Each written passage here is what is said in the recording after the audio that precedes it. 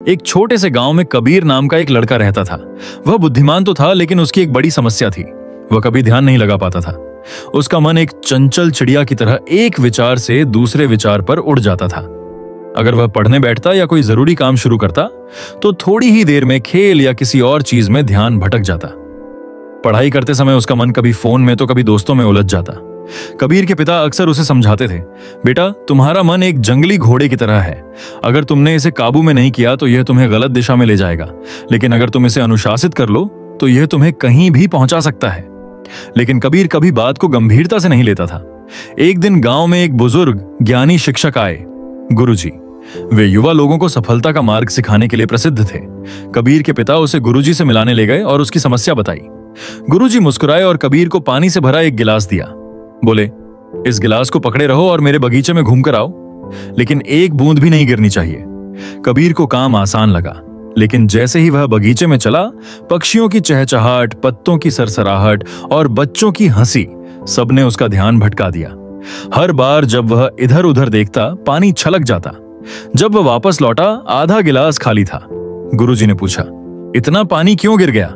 कबीर बोला, मैं ध्यान भटका बैठा गुरुजी। गुरुजी ने शांत स्वर में कहा, यह गिलास तुम्हारा लक्ष्य है और पानी तुम्हारा ध्यान। आसपास की आवाजें दुनिया के विचलन हैं। अगर तुमने अपने मन को लक्ष्य पर टिकाए रखने का अनुशासन नहीं सीखा तो सब कुछ खो दोगे, जबकि तुम्हें पता भी नहीं चलेगा। उस पल कबीर को बात समझ आ गई। उस दिन से उसने छोटे छोटे कदमों से शुरुआत की। हर दिन एक ही समय उठना, फोन का इस्तेमाल सीमित करना और जो भी काम करे उसमें पूरा ध्यान लगाना। वह हर सुबह कुछ मिनट ध्यान भी करने लगा ताकि उसका मन शांत और स्थिर बन सके। शुरुआत में बहुत कठिन था। उसका मन बार बार भटकता, लेकिन वह हर बार उसे खींचकर वापस लाता। दिन हफ्तों में बदले और धीमे धीमे कबीर को फर्क महसूस होने लगा। उसकी याददाश्त बेहतर हुई, उसके अंक भी सुधरने लगे। एक साल बाद एक बड़ा राष्ट्रीय प्रतियोगिता घोषित हुई, जिसमें छात्रों को सीमित समय में कठिन समस्याएं हल करनी थीं। कबीर भी शामिल हुआ। परीक्षा में सवाल कठिन थे और बहुत से छात्र घबरा गए, लेकिन कबीर शांत बना रहा।